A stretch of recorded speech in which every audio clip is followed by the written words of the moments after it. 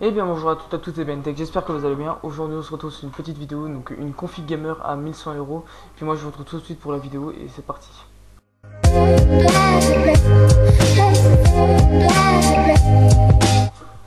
Donc nous y sommes donc pour la vidéo donc config gamer à 1100 euros, enfin à 1095 euros plus précisément, mais bon on arrondit. Donc avec le processeur, nous commençons avec le processeur qui est un i5 6500 cadencé à 3,2 GHz.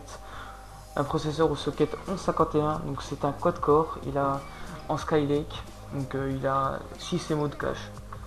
Donc ensuite la carte mère, donc c'est une carte mère de chez Gigabyte, donc une Z170X Ultra Gaming, donc c'est une carte mère au format ATX au socket 1151, donc au socket du processeur, et un chipset Intel Z170 USB 3 SATA 6 Gbps par seconde.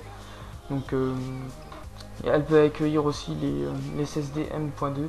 Donc c'est une très très bonne carte mère à 165 euros de 16 Go.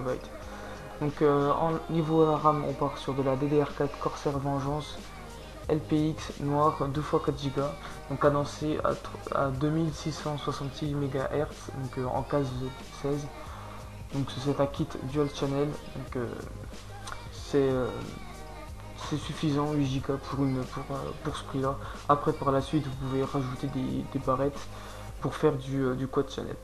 Donc pour le petit ventirad, donc pour un i5 vous pouvez rajouter si ça vous tente, parce que le ventirad fourni par Intel fera l'affaire, mais il faudra très vite changer, donc vaut mieux partir directement sur un bon ventirad.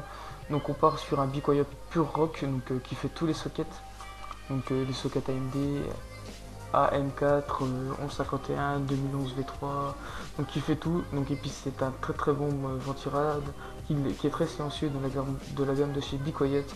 Donc franchement c'est un excellent air cooling.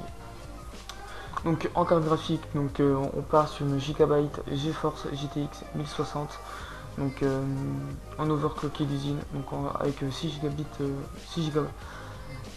gigabits de mémoire vidéo dédiée. Donc c'est une très très très bonne carte graphique. Donc Gigabyte, j'aime bien cette marque pour ses cartes mères et puis ses cartes graphiques. Bon, ses cartes graphiques, je pense que l'Asus ROG Strix dépasse largement, mais c'est une très très bonne carte graphique, mieux que celle que chez KFA2, parce que elle a plus de fréquences. Donc la fréquence par exemple, c'est donc la fréquence de la carte graphique par exemple, là elle est à 1000, de base elle est à 1582 MHz, et puis en boost elle est à 1797 MHz. Donc elle est aussi d'usine, donc c'est une très très bonne carte mère. Carte graphique pardon.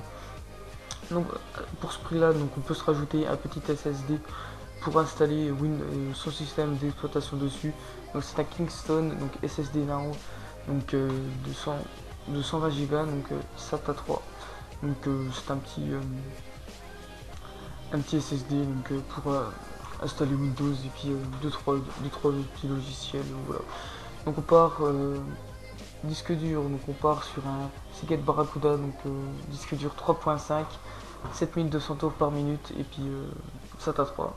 Donc 1 Tera, et puis après ou si vous voulez prendre le Seagate Barracuda 2 Tera, vous faites comme vous voulez. Donc pour le boîtier, donc on reprend exactement le même que la dernière config. Donc le Zalman Z11 Plus, donc boîtier PC, donc moyen tour, donc qui supporte le format ATX, mini ATX et mini ITX. Donc c'est un USB 3, donc il y a une petite fenêtre et puis il y a des néons dedans.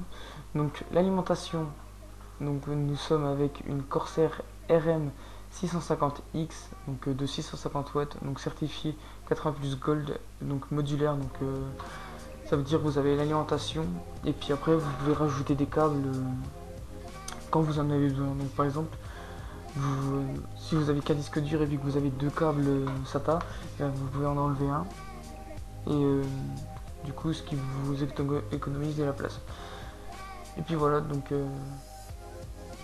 on en a fini pour cette config à 1100 euros. Donc j'espère que cette vidéo vous aura plu. Donc c'est une petite config à 1100 euros.